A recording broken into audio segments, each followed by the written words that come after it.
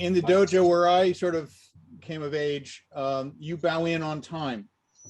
When Sensei is a former Marine Corps drill sergeant, I pay your respects. We just welcome from Tunisia. Wow, yeah. Cool. Obviously, you know, people will continue to join us. First, as president of Aiki Extensions, I want to welcome you to the second event in our Roundtable series. This one focused on tactics and ideas to help bring more and younger students onto your mat.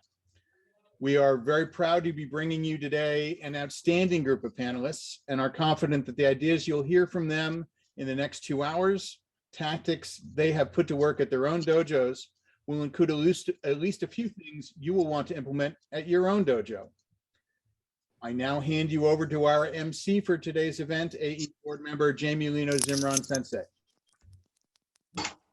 Thank you, Robert Sensei, and thank you for being our leader in Aiki Extensions.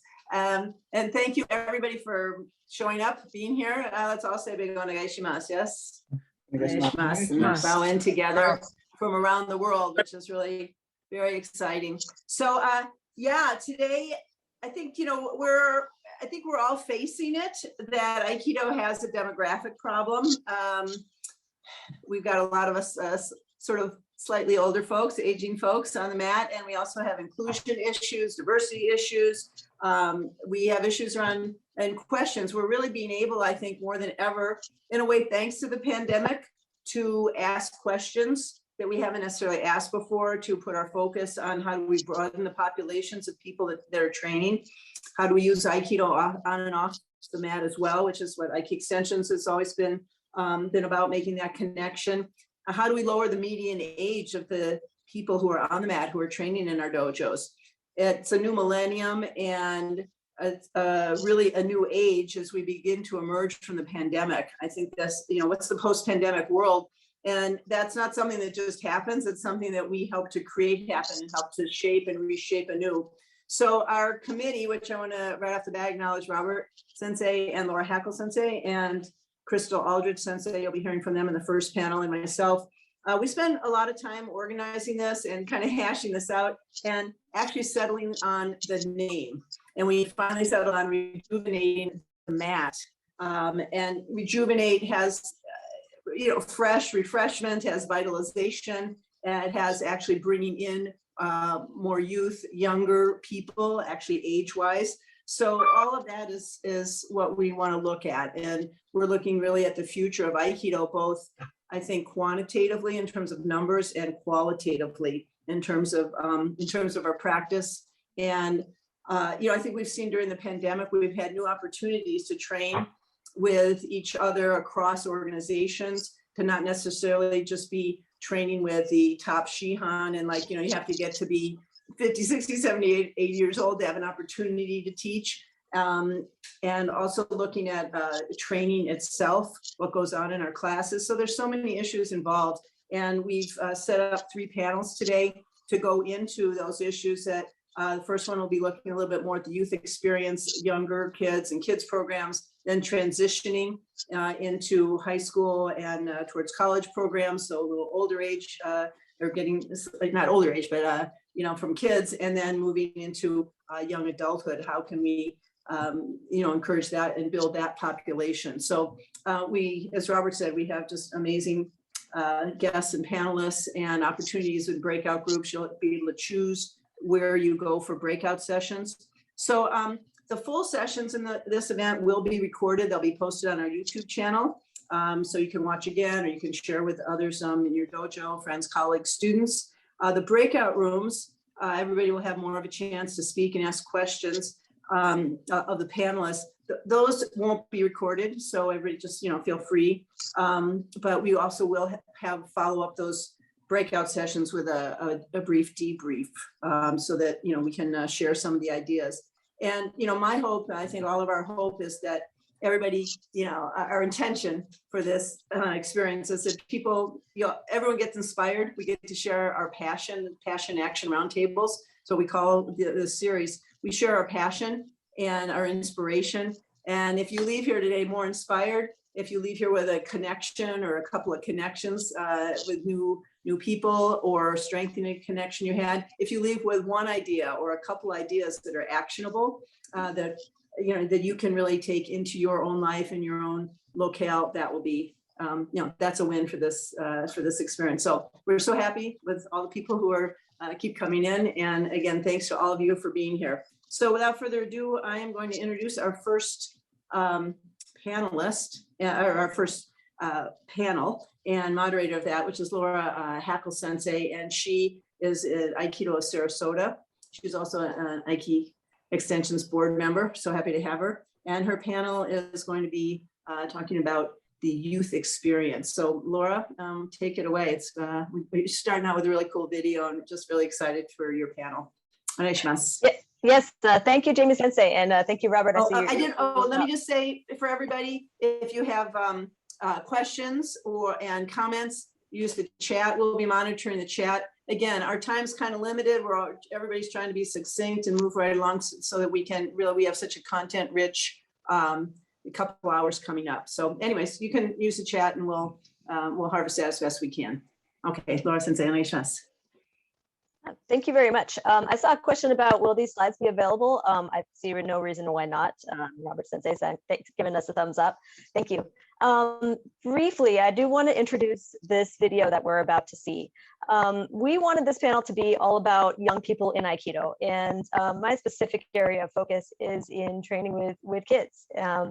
Now, we would love to invite some kids to come and talk to you all, although that does get a little bit challenging. So we decided what we'd love to do is to ask a few senseis. In fact, quite a few contributed. Some of you are here today, and thank you very much, to interview some of their young students, from kids all the way up through teens.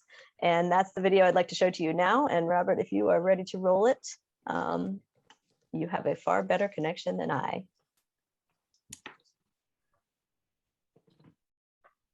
It is coming. In fact, while we wait for the video to come here, I want to thank several dojos that participated. We had Two Cranes Aikido, as well as Aikido of Philadelphia, my own dojo, Aikido Sarasota, Zen-Shan, and the one that I will have a trouble pronouncing, Jisukai Dojo in Seattle, I believe. So thank you to all, and here it comes, our kids. Hi, I'm Christine. I train at Two Cranes Aikido. I'm a Midon, and I've been training for 15 years now. How old are you? 6. 9. And how long have you been practicing Aikido? 5 years. I've been training for 15 years. I started when I was 6. I have achieved the rank of Shodan in Aikido. What do you like about Aikido? I like how you can be so creative. Like, there's so many different blends and techniques and grabs, and like none of the senseis teach the same way, so you get like a new experience.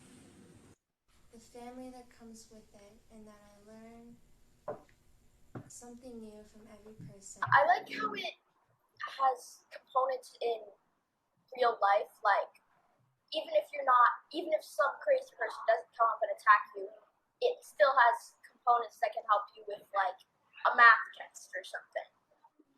It's not just a martial art, it's kind of like a way of life. I like how Aikido is a defense art. It's not like karate or jiu-jitsu, which is offense, and so you only use Aikido if you're attacked, which I find is, I like that, and also I think it's a very peaceful way to protect yourself. I like that it makes me feel kind of strong in a way. It's really, really fun. I like doing the rolls. You like doing the rolls? What do you like about Aikido? I like doing rolls. What do you like? I like doing the rolls. What do you like? I like doing You like doing the whole thing? Taido Hanko. You like doing Taino Hanko? I think the thing I love most about Aikido is the way that it really grounds me in my physical body.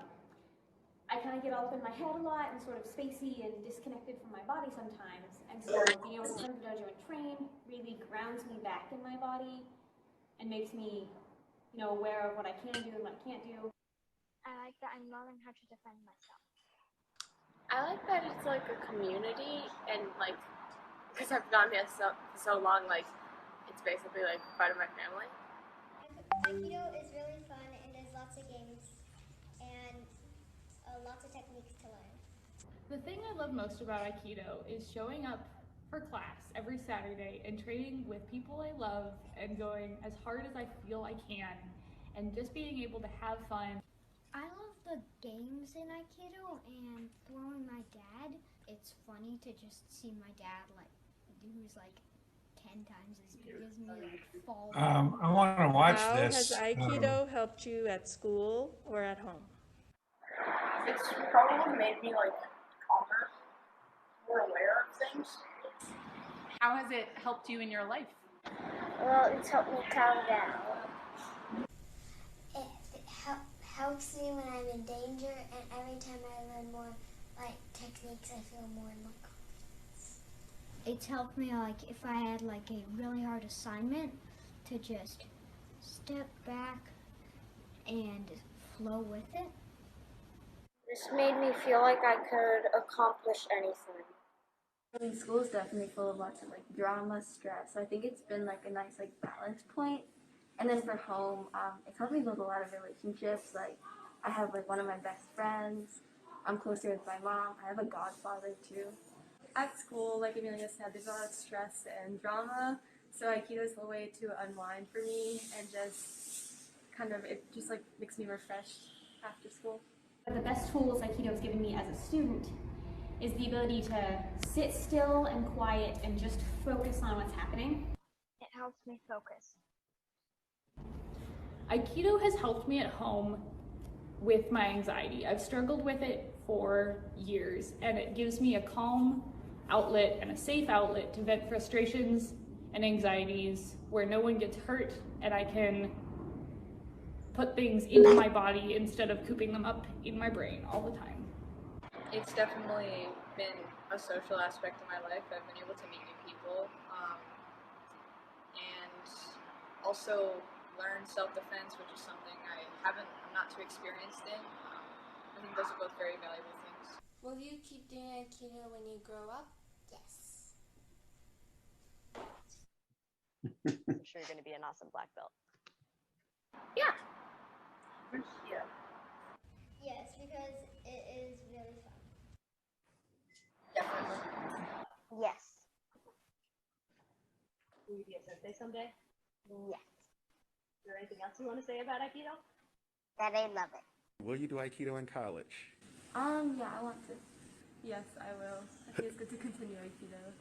I'll be doing Aikido at college, and I'll be planning on wherever I go, I would like to go to the closest dojo and help them or be a student to them. Yes, I will definitely try to continue practicing, whether it's at this dojo or different location, but definitely interested in continuing. One of my top schools actually had a dojo nearby, and I was able to, during a visit to that school, train there, and I really liked it. And so it was one of the deciding factors for me. It wasn't like my main deciding factor, but it was one of them in that I was able to know that there was a dojo nearby that I liked and that I felt confident training at. And so that means that I'm lucky enough to be able to train during college as much as I can. What he's doing at Sonoma State, and is there any way that we could join and do a So thank you, everyone. I hope you enjoyed that. Thanks to all those who contributed videos. As you can see, the kids who wanted to sit there and be interviewed by us, they really love what they're doing, and they all want to continue training. One of our concerns and one of the reasons we want to host this roundtable discussion is if you've taught youth for a while, you notice there's some clear drop-off points. As kids enter middle school, junior high, sports become prevalent, they're friends, they have a different school schedule, and it becomes more challenging for them to attend.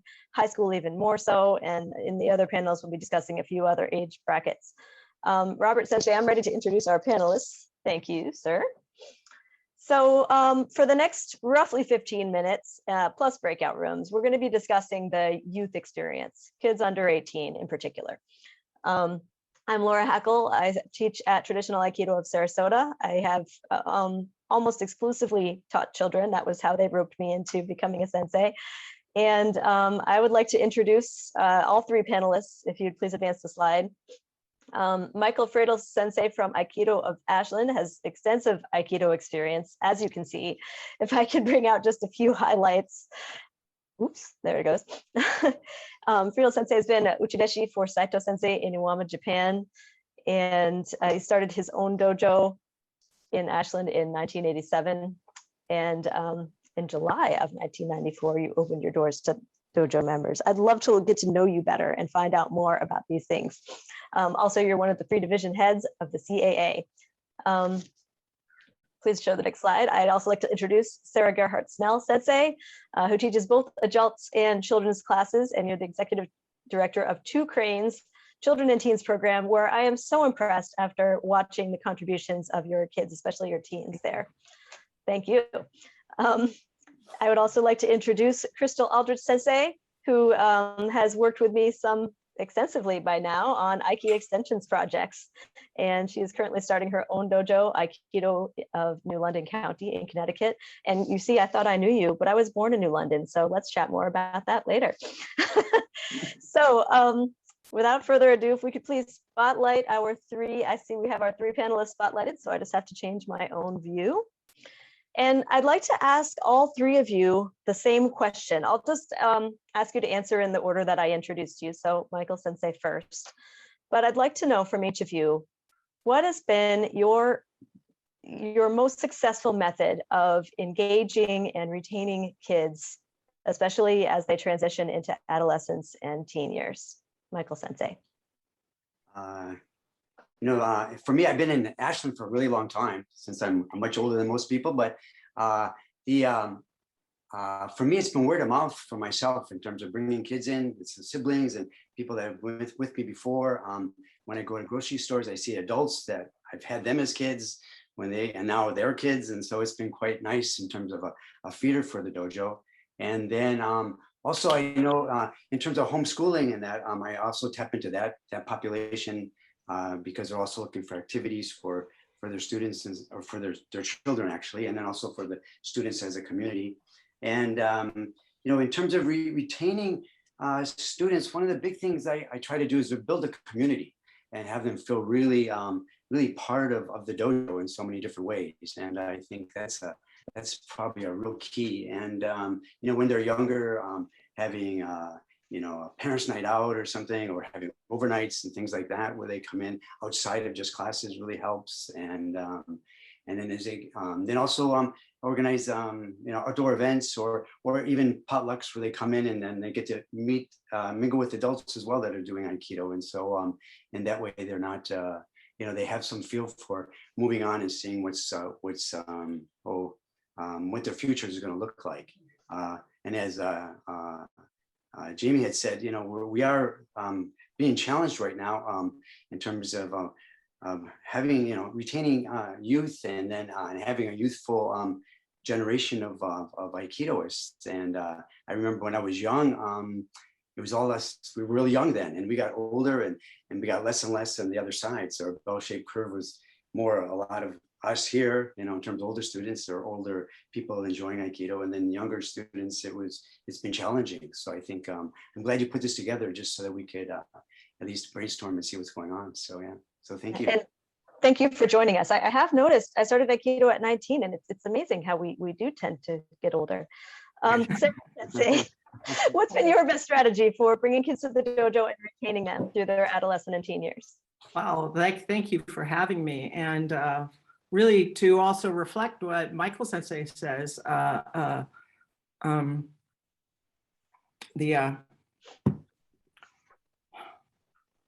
word of mouth is a very big piece of it. Families come in and they bring their friends.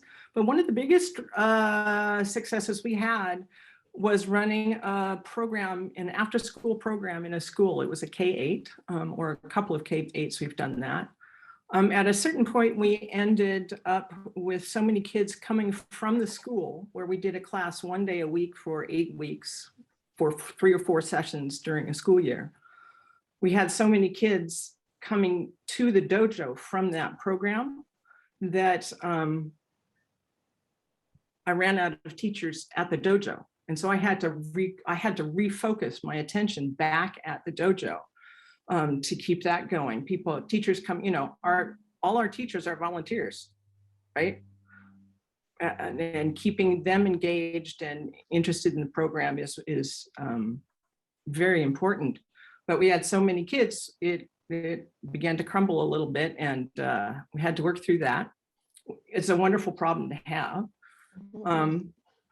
And from that, we still have a number of kids who have come from the school who, 5 or 6 or 10 years later, their family members are still at the dojo. So that was one of the biggest successes we had. And for keeping kids engaged at the dojo, we've got a pretty good sized mentoring program where we have younger children mentor the smallest children and gradually on up. And there's a program for doing that. So you saw Christine and Catherine. Christine was the purple-haired girl, and her twin sister, fraternal twin sister, was Catherine, the 2 black belts. Catherine went all the way through the program and ended up, by the time she was a senior in high school, as a black belt, teaching a whole kids class, planning the whole kids class on her own. But she'd been mentored into that from the very youngest to the classes to the very oldest. We had one girl who was in our mini cranes program, our 4-year and 5-year-olds program. And 4 years later, she was assisting in that class. And she was working with her brother, and she was the one holding the Shanai. So it was very empowering to see that there's a path forward and they could be engaged and honored in their practice and in the assisting in the classes. So yeah, that's fantastic. And it really works. And Crystal Sensei, what's been some of your best strategies for engaging and retaining kids, teens, adolescents? So there's a lot of things that we can compact in here. And just as a background, the last 2 dojos I was in, I had over 100 students, children students in both dojos. So I think personally for me, the last video that we just watched, you can see we all can relate to that energy. So I think finding ways to connect and almost cultivate or like kind of expand and keep that energy rolling and they follow through. Having a clear path so that they understand where they're going in directions. So for my students, we take them as young as 2.5 all the way up to 18, and they know exactly where they have to go. And to top onto that, I do black belt parenting. I get the parents, just as Michael Sensei said, you get the community involved, you get everyone connected so that they're on the same page. And then they make it clear, make it challenging. So like you empower them is the first thing. I think a lot of times when dojos fail, they think that kids Aikido is really sort of different than adult Aikido, but we all love this. We do it for like 10, 20, 30, 40 plus years. So if we can just understand that that's that same relation and just kind of like add caffeine to it, I think that's how we find success. In terms of pulling more numbers in, that's something I specialize in. You create programs that hit like a campaign, I call it, in multiple ways. So one of the great campaigns I love to do is Valentine's Day. So every kid gets a waiver, not a waiver, but like a Valentine card to give to their friends that says something on the dojo on it, and then invites them to do it for a week. And then that week I will also host a Valentine's Day where they could bring a buddy in. And then I host a parent date night where it's a big event. We do Nerf in the dojo, where we have a giant Nerf war and we use Aikido skills in the process, just in a more fun way. Like, can you Arimi Tenkan out of the way of a Nerf bullet? Or can I do forward rolls and then shoot a little Nerf gun, or whatever connects to you. I think biggest part about this is find what works for you, what you love about Aikido, and expand it to them so it's honest and you have like a sense of integrity. So that's my little 2 cents. I love that, Crystal. Thank you. I also wanted to ask each of you, what advice can you give to instructors about advancing teens to black belt and beyond? I know some of you touched on that topic already. What advice could you give to instructors? Oh, Michael Sensei, if you would go first. I've given that a lot of thought. It's again, I think it's making a program interesting and joyful in a way, like Crystal was talking about, being creative that way, and knowing that when you're teaching kids that they're no different than adults, in terms of your expectations in a way, and having clear path for them, I think also giving them responsibility at an early age so that they're helping out, and then and then continuing in that way and having responsibility is really helpful. And later on, as they're getting older, you know, it creates some challenges for them too. So they're not getting complacent and then they want to drop out in some way. And that's and there's several ways that in the past we've done it where we've had you know, I do scholarships for kids or for older kids when they're coming into attend seminars, so that can help them out in terms of the, you know, participation and you know, also getting the parents involved to see how important it is to be trying your Aikido, not only in the dojo but other places, and just experiment. So so I encourage them to you know, keep an open mind and to have fun and really challenge themselves. Thank you. Sara Sensei, what would you give as advice for senseis to advance their kids? I've been thinking about this, and I was reminded of a quote from Maya Angelou. Many people probably all heard it. At the end of the day, people won't remember what you said or did. They will remember how you made them feel. So taking that idea and applying it, what do we want our kids to feel? We want them to feel confidence. We want them to feel connected, like there's a community.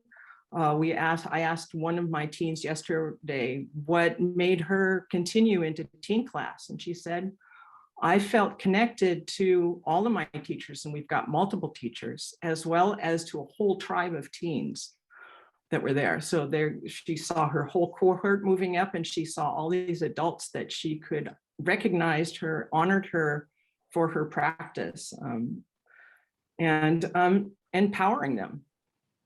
Another great way is to give them the opportunity to attend seminars. So like when Michael Friedl senseis come to our dojo, we have some kids on the mat in the seminar training with the adults. Or I've got pictures of Christine, the purple-haired one, or the pink-haired one you saw, taking ukemi from Frank Duran-Shihan in a seminar.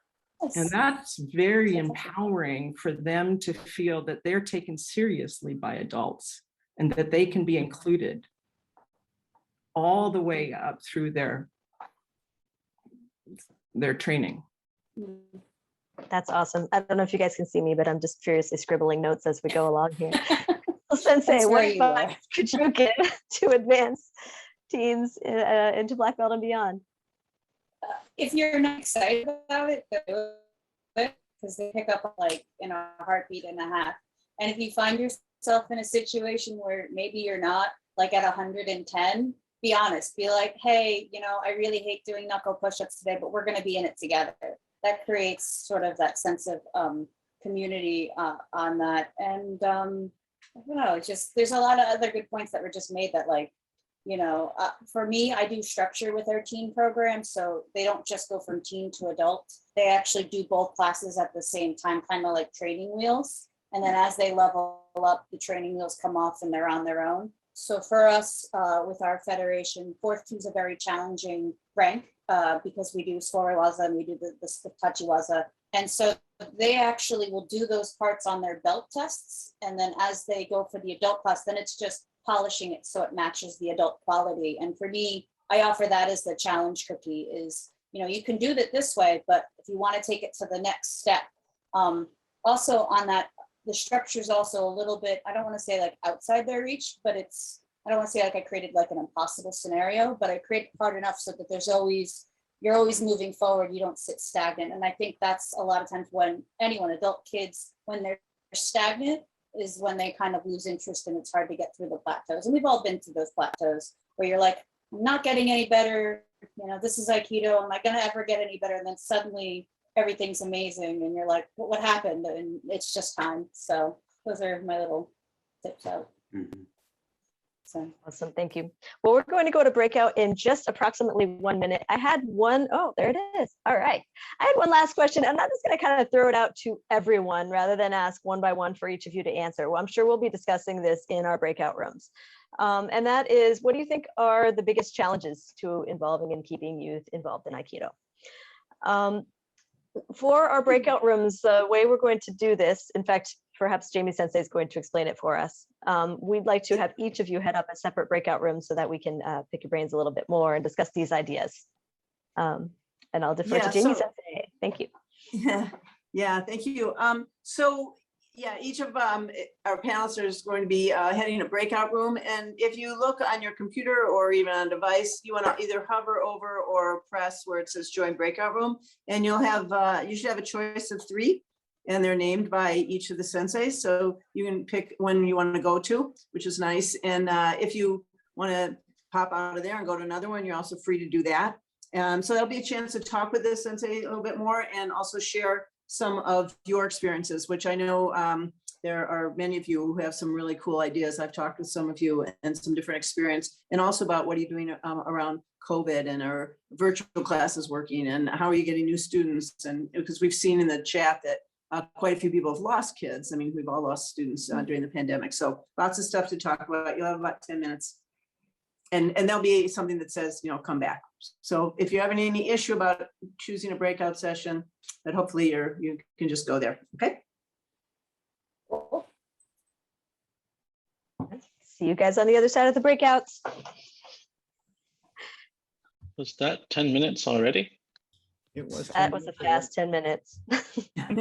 Fun. That's when you're having fun.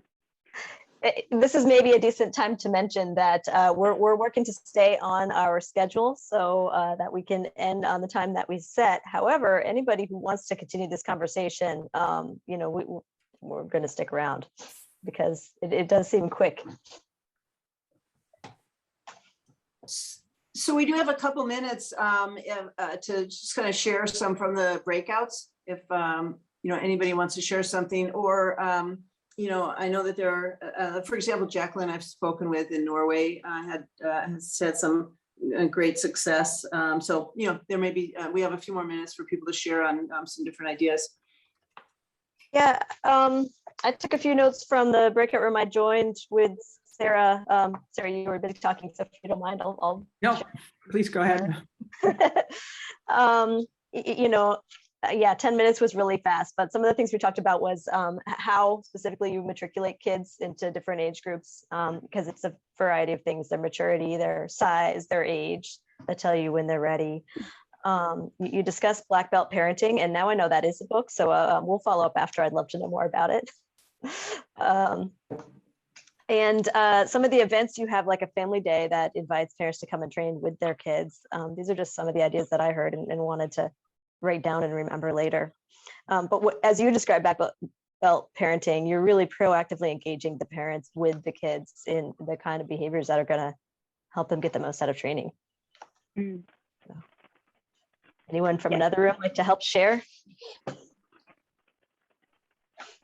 This is not on another room, but in the chat earlier, I inherited from Paul Keelan Sensei a syllabus that Kanai Sensei wrote up for child classes and beginners. And I return to it often because it's really good. If you contact Sharon Kanai Sensei, who's Dojo Cho of New England Aikikai now, I gave her a copy of it. She didn't remember that it was out there. You might be able to get permission to copy that because it might be useful. Also, Sue Hall, who began, people recognize Sue's name. That's good. I love Sue. Yeah, Sue is one of the most generous people I ever knew. But she did, from the very beginning, she did the kids' classes. And her papers, I understand, are in the Harvard Graduate School of Education. And there should be a lot of information there from her about how to teach kids and how to teach teenagers. Thank you. We've got a few more to discuss our, oh, I'm sorry, Jamie Sensei, perhaps we don't. Maybe one more and then we're gonna move on. Yeah.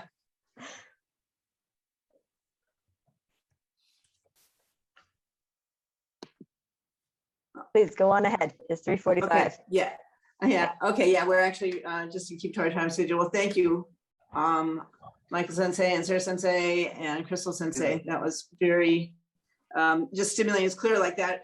We could absolutely, and we'll see about maybe doing a program specifically about this. And also, you know, I think there are a lot of issues related to the pandemic of having lost students. Also, how do you, you know, continuing maybe some hybrid trainings and online trainings. How do you do that? Keeping kids involved, all of that. Engaging parents is, just seeing Mallory mentioning that is really another whole part of engaging kids. And also we're going to be talking about that as we move into how do we transition youth into young adult students and young adult students into, you know, lifers. So the next panel, actually, just before we get to the next panel, somebody asked in the chat, how many people here started Aikido when you were young? So maybe just, you know, I don't know if we can see everybody, but that's, or maybe write in the chat, you know, kind of what age you started. Did you start as a kid? Did you start, like I personally started as a college student? So those are interesting questions for sure. And also somebody asked about exit interviews when kids leave, and it's true even for adults. Do we survey them? Do we know why or when we lost them? That's really important information so that we can then, you know, respond to that and either not lose them or get them back, kind of thing. Okay, so all really interesting questions.